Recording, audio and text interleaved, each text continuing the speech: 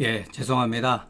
앞에 강의를 하다가 보통 이 강의를 하면은 한 30분 이내, 25분을 넘어가면은 25분을 넘어가면은 이렇게 파일이 중단이 되는데 간혹 가다가 뭐 한 35분도 되고 그래서 안심 놓고 그냥 하다가 한 29분 정도에 그냥 파일에 멈췄습니다. 예, 그래서 그 파일도 또 버리고 다시 할 수도 없고 제가 또 편집할 수 있는 실력도 안 되고 또 여건이 안 됩니다. 또 여기에만 또 그 할 수 있는 것도 아니고 그리고 제가 이 글도 아침에 그냥 잠깐 짬을 내 가지고 이렇게 내가 꼭 하고 싶은 말을 몇 가지만 이제 기록을 하다 보니까 시간 안배 같은 경우 이걸 잘 조절을 못했습니다. 그러니까 전편에 이어서 바로 제 생각을 여러분들한테 전해드리겠습니다. 자, 그래서 이 경물 치지라고 하는 거는 굉장히 중요한 거예요. 결국은 경물 치지를 통해 가지고서 성의, 정심, 수신, 재가, 치국, 이 평천화가 된다는 거예요. 예. 자, 그런데 문제는 이게 참 독특한 얘기예요. 불교에서는 내 마음만 닦으면 되는 거잖아요. 내 마음을 알면 모든 게 끝나는 거잖아요. 근데 육아는 아니라는 거예요. 지식을 여러분 지혜라는 말 참 말이 좋아서 지혜지. 여러분 기본적으로 지식을 배워야 되는 거예요. 현대는 모든 게 다 지식의 세계잖아요. 예. 지식이 없이 지혜를 가질 수도 있겠지만은 지식이라고 하는 것은 모든 그 시대에 나타나는 저만 해도 벌써 나이가 이제 먹다 보니까 새로운 지식이 젊은 애를 따라갈 수가 없어요. 예. 그러니까 이제 잘못하다가 이제 나이 먹은 거 가지고 티 내다가 이제 꼰대 소리 듣는 거죠. 예. 그러니까 시대가 변했으니까 어쩔 수가 없는 거죠. 자, 대학은 세계의 그 강령, 세계의 아이고, 이렇게 글자가 안 써지나. 마음이 급하니까. 대학에는 세계의 강령과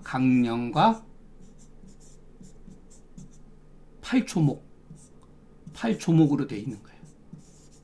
자, 강령은 뭐냐면은 명덕, 신민, 원래는 친민으로 되어 있죠. 그냥 뭐 신민으로 하고 지선. 요게 세 강령이죠. 8조목은 뭐냐면 바로 이거죠. 예. 경물치지, 성의, 정심, 수신제가, 치국, 평천화.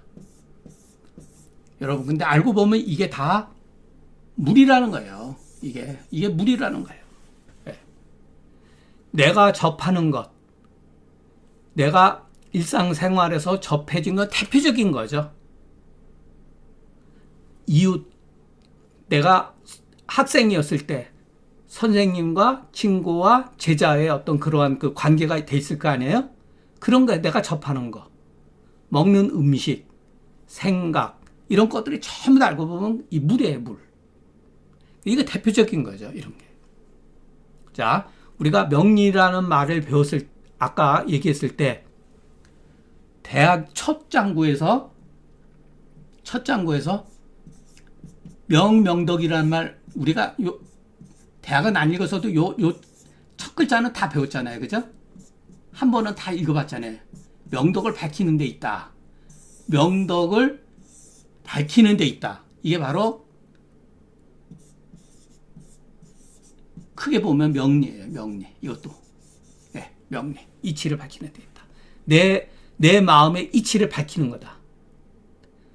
옛날에는 18살에 소학에 가서 공부를 하고 15살 되면 태학이라는 데 대학기관에 가서 글을 배우는데 바로 이런 걸 배웠다는 거예요. 네. 그렇기 때문에 내 마음의 이치를 밝히는 데 있다. 명덕 똑같은 얘기예요. 그런데 이거를 배우는데 내 마음을 밝히는데 왜 이렇게 해야 되느냐?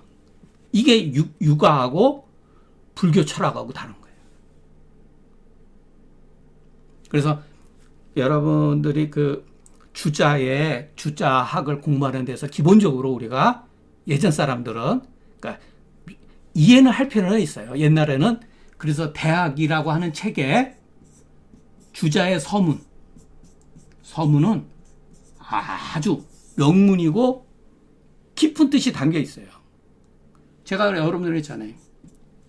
저는 옛날에 이제 글을 논 지 오래됐지만 정말 한 수천 번 읽었어요. 서문의 주의 주석까지 막 전부 다. 예.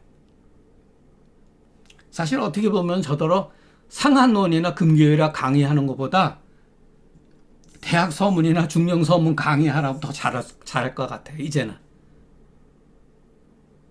근데 뭐 그럴 시대도 아니고 형편도 안 되고. 자, 그러니까 여러분들이 생각할 때 이런 거를 그냥 아무런 관념적으로 받아들이면 안 된다는 거예요. 우리가 한의사기 때문에 우리가 배우는 의학 지식 그게 물이에요. 본초 그게 물이에요. 감초에 대한 이치, 치지, 지를 이룬다. 이게 지가 뭐죠? 이게 성이에요, 성. 천명지위 성했을 때 각 사물의 성을 이해하는 거예요, 결국은. 그래서 이 명리라고 하는 하나의 글자를 통해 가지고서 명리 속에는 굉장히 많은 뜻이 담겨 있다. 그 성리학의 근간이다. 근간이다.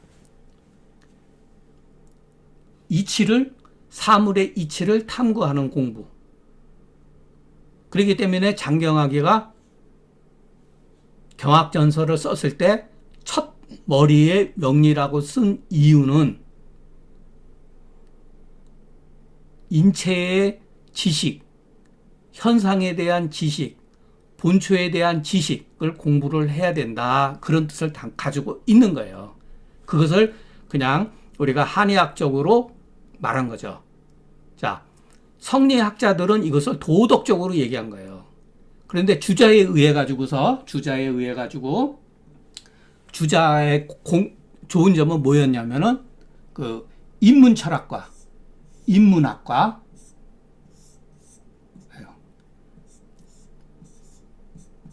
자연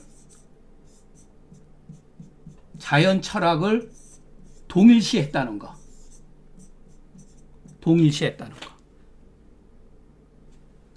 그러니까 인문학과 이공계, 자연 철학을 동시성으로 이해를 했다는 거. 이것이 별개의 개념이 아니라 하나의 개념으로 이해했다는 게 굉장히 좋은 점이었던 거예요.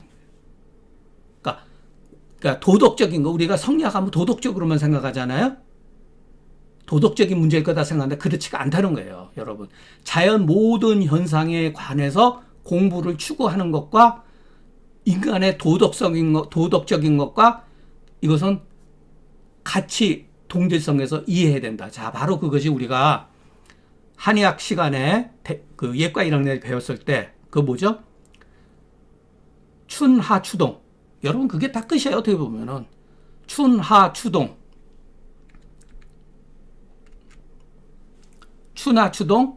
생장수장, 원형이정. 그러니까 소학 첫 장에 딱 들어가면은 주자가 뭐라 그러면은 원형리정은 천도지상이요 인의예지는 인성지강이다. 딱 이렇게 했잖아요. 그게 원형리정은 천도지상, 천도란 건 자연철학, 인의예지는 인성지강, 인문철학, 인문학이잖아요. 이게 하나라는 거예요. 거기서 우리 한의학적으로는 뭐죠? 생장수장이죠. 생장수장이 바로 원형리정이고 추나추동이고 인의예지인 거예요. 그것이 자연 현상을 도덕적으로 봤을 때 인의예지가 되는 거예요. 도덕적인 면. 그러나 자연 현상을 봤을 때 그게 원형이정이라는 거예요.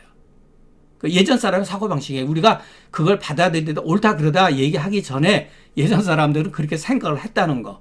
나름대로 멋있는 생각이죠. 그런 거는. 예. 자, 그렇기 때문에 여기 재밌는 게 뭐냐면은 결국은 내 뜻을, 내 마음의 뜻을 성실하게 하는데 알아야 된다는 거예요. 경물치지해야 된다는 거예요. 그냥 쭈그리고 앉아서 여러분 참선해가지고 되는 문제가 아니라는 거예요. 결국은. 그러니까 일상생활에서 우리가 접하는 이 생활 자체가 공부예요. 주자 철학에서 봤을 때는. 그죠? 자식도 하나의, 자식은 물이죠? 자식이라고 하는 입장에 있을 때. 부모라고 하는 입장에 있을 때도 그것도 물이 될 수가 있는 거예요. 자식의 입장에서는 뭐죠? 예를 들어서 예전 사람, 그게 효도죠. 부모가 됐을 때는 자애로움이죠. 예를 들어서. 그게 지혜예요. 그러나 여러분 생각을 했어요. 또 변수가 있는 거예요. 야, 자식은 현명한데 부모가 문제가 있는 경우가 있죠. 그러면 부모의 뜻을 무조건 받아들이는 게 효도는 아니잖아요. 그죠? 부모라도 문제가 있으면은 그렇게 하면 안 됩니다. 좋게, 부드럽게 얘기를 해줘야죠. 그거 일종의 변도에 처한 거예요.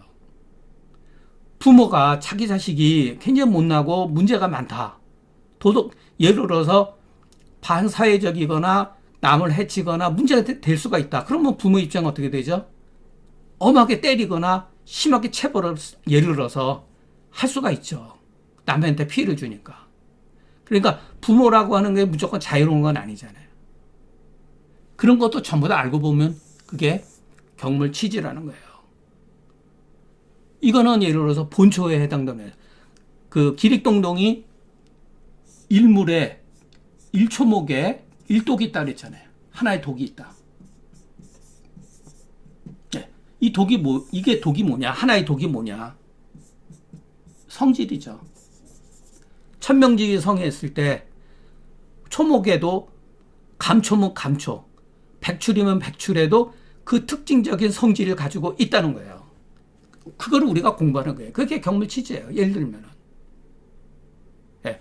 꼭 이것이 도덕적인 뜻에만 해당되는 게 아니라 자연 현상에도 얼마든지 추론해서 확대해서 해석할 수가 있다라는 거예요. 그래서 육아는 끊임없는 지식 추구.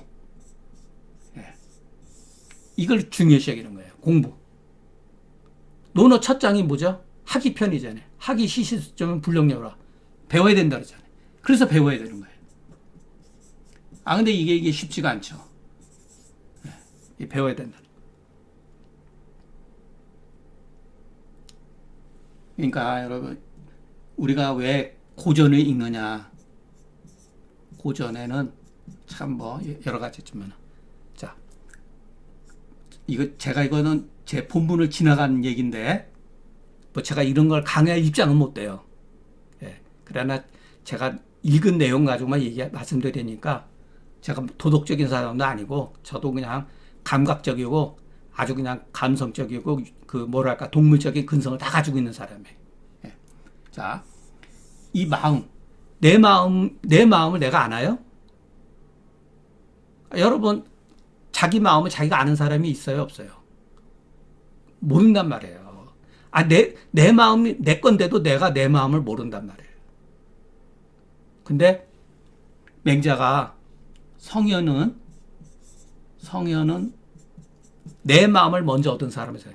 저는 그 말 참 기가 막히다. 멋진 말이에요. 성인은 선득어 아심. 내 마음을 먼저 얻은 사람이다. 그래서 우리가 고전을 보는 거예요. 그러니까 논어맹자를 보면은 나를 아는 거예요, 나를.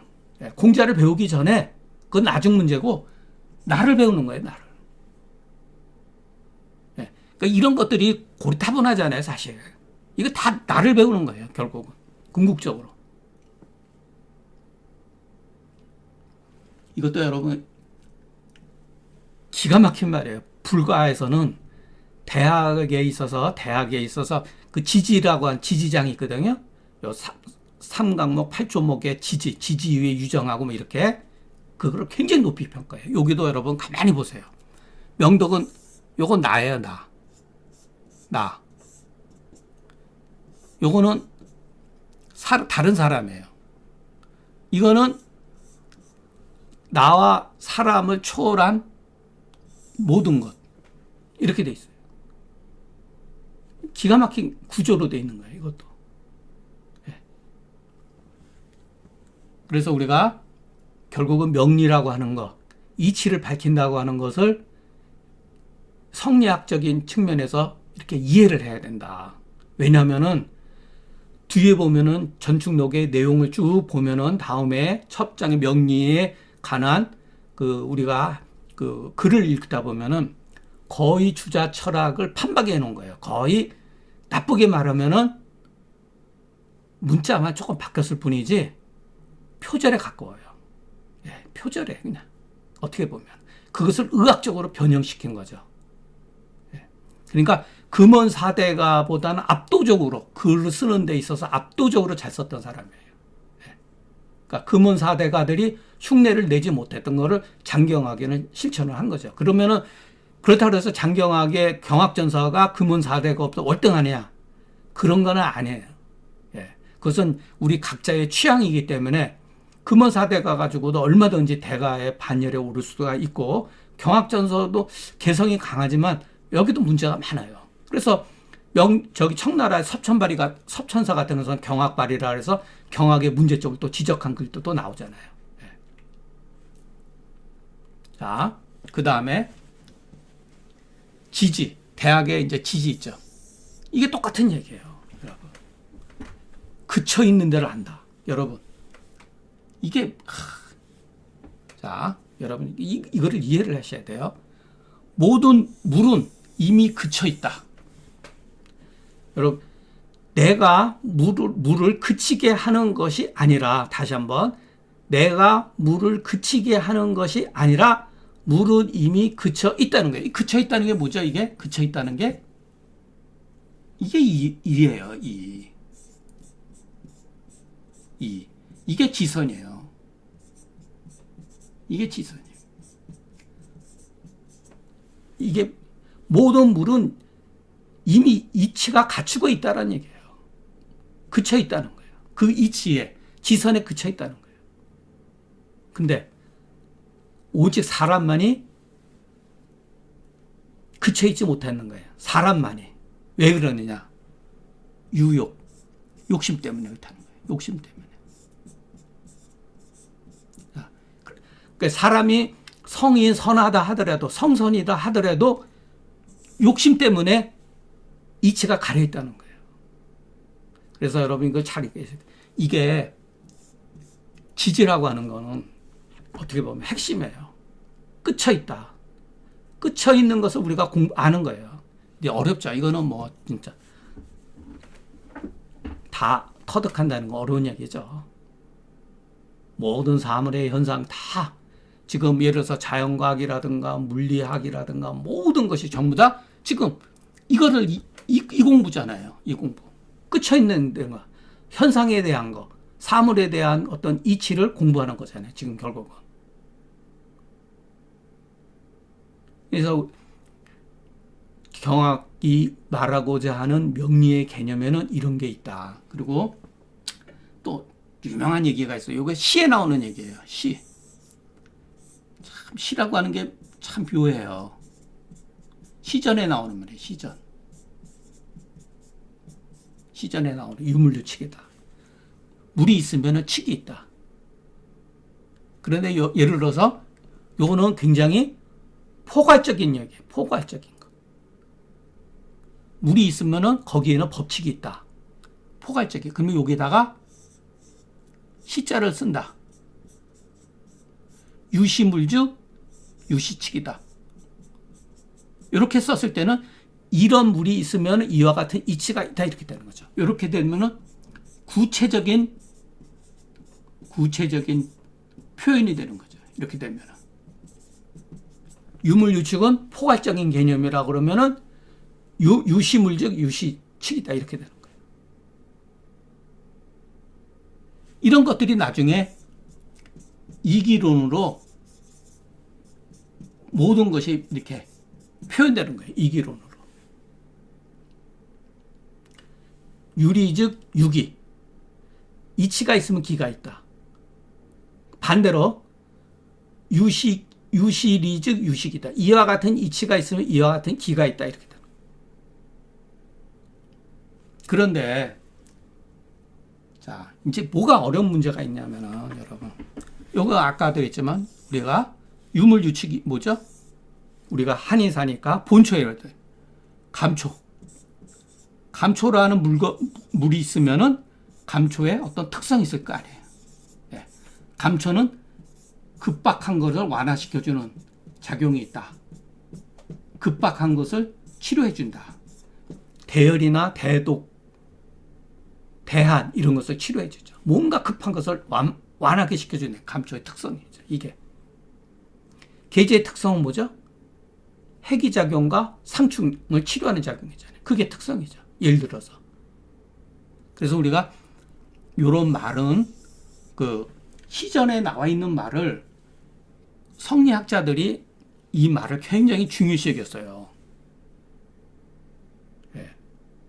우연히 시전에는 그냥 어떠한 그 뭐랄까 그렇게 철학적으로 쓴 건 아닌데 이게 멋진 말이거든요. 유물이면 유칙이다. 예. 그래서 여기 보면은 모든 물은 그쳐 있다. 그쳐 있는 게 뭐죠? 이게 여기로 보면은 법이 있다. 법이 있다. 이치가 있다. 이치가 거기에는 그쳐 있다. 예. 그래서 명리라고 한 말을 쓴 거예요. 자, 그렇기 때문에 우리가 그 경학전설을 읽을 때는 우리가 성리학적인 개념으로 성리학의 개념을 어느 정도 이해하지 않고 경학전설을 읽는다는 것은 까딱하면 위험해요, 사실은. 그래서 제가 그 후배가 아이고, 이것도 큰일 났다. 됐다.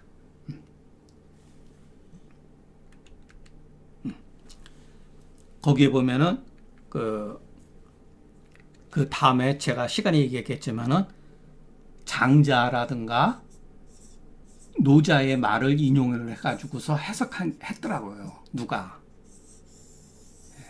이건 크게 잘못된 거예요.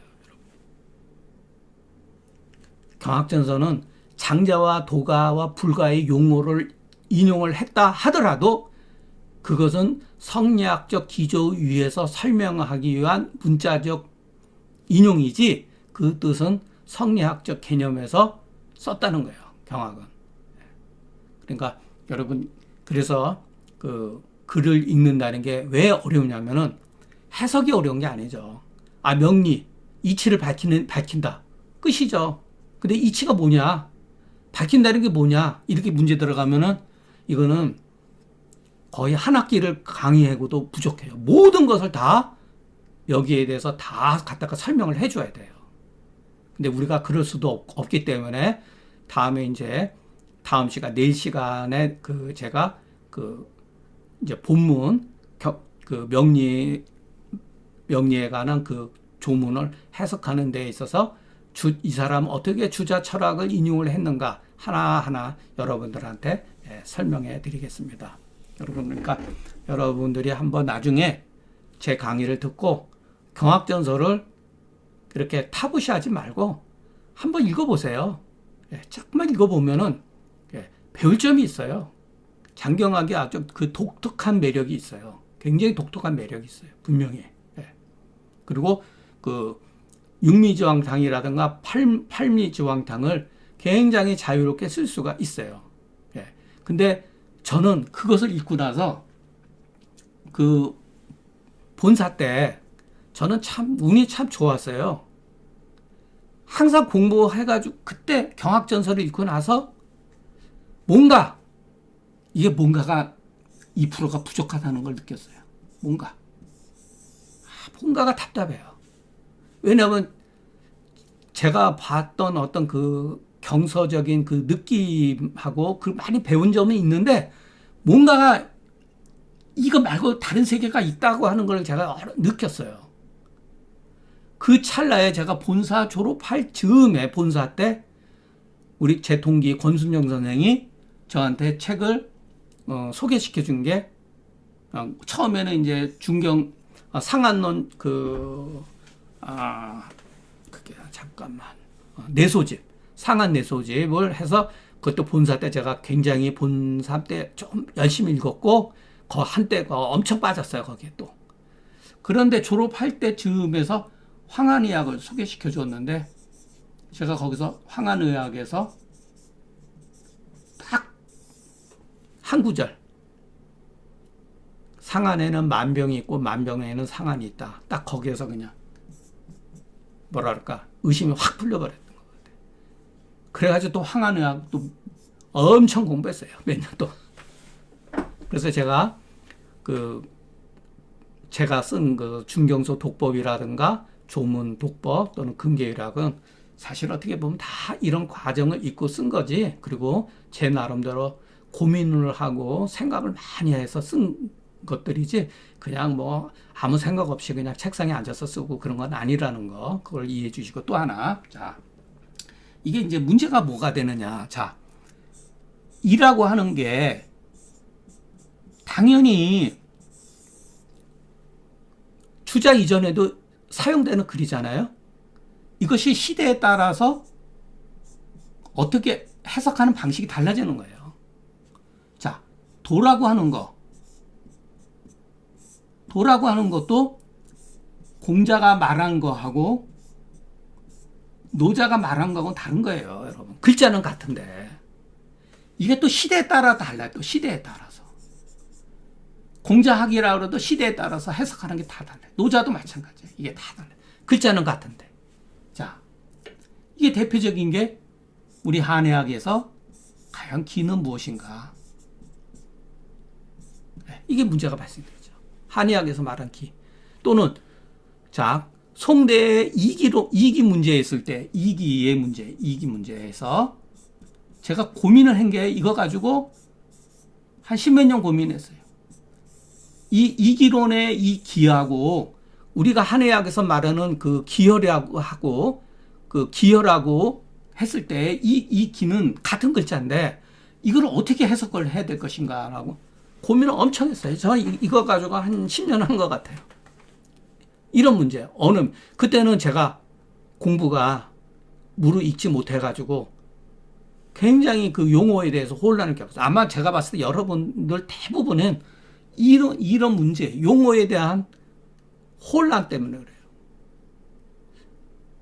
제가 여기서 이기론, 그 주자 철학에서 이기론에 해서 기라고 하는 용어, 문자와 우리 한의학에서 상한론과 금기혈에서는 말하는 기혈의 그 기와 같은 거냐? 같은 개념이 아니에요. 글자만 같은 것 뿐이지.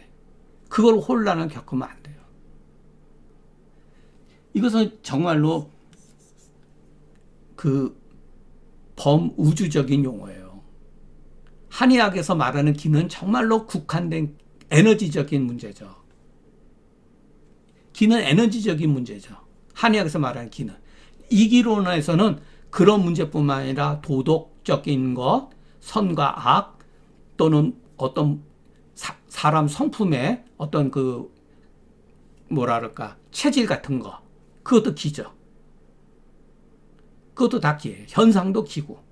그러니까 이거는 어떻게 보면은 현상학적인 거고, 한의학에서 말한 기라고 하는 것은 에너지적인 문제, 하나에 국한된 거죠. 예, 그와 같은 표현이죠. 이것도 시대에 따라서 다를 수밖에 없는 거예요, 여러분. 그래서 받아들이는 사람이, 말하는 사람도 자기 지식, 시대의 상황과 그 사람의 지식 세계에 의해 가지고서 어떠한 문자, 용어를 말했을 때 그것은 여기에 얽매일 수밖에 없는 거예요. 그래서 상한론에서 나오는 그 상한론에는 기자를 거의 쓴 게 없잖아요. 그래도 기상충이라는 용어가 있잖아요. 기상충은 치료하는데 몇 개 없잖아요. 전부 다 수에 관한 거죠. 금교혈학도 다 수에 대한 얘기잖아요.